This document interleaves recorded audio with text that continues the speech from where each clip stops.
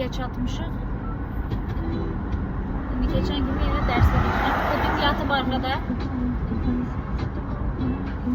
Navigasyon bir neçə dəfə məni səhv yola salıb.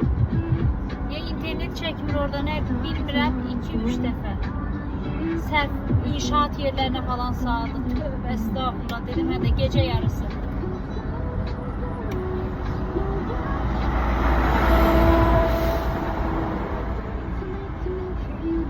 Dersim var gece 2'ye kadar.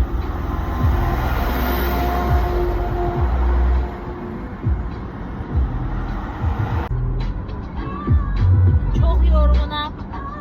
Dehşet uykum gelir.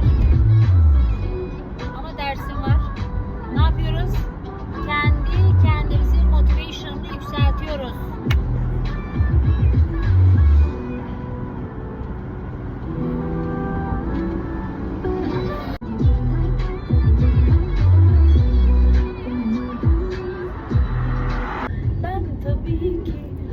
Tabii ki yok.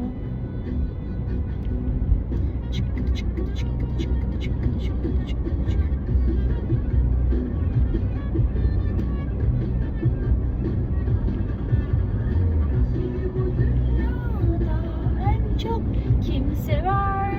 Ben tabii ki.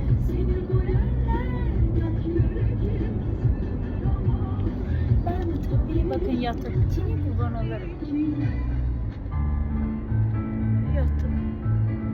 Yatıp ben böyle. Şükür bugünümüze.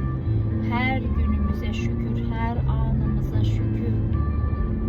Yaşadığımız her olaya şükür. Şükür.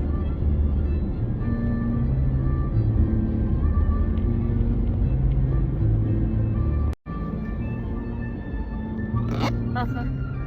Sənə göstərirəm indi.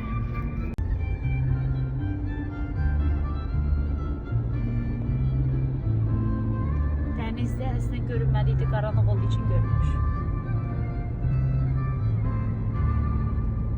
Mən putilərə baxım, biri Şamirənindir, biri də mənimdir. Bu Şamirənindir, bu da mənimdir. Baxın.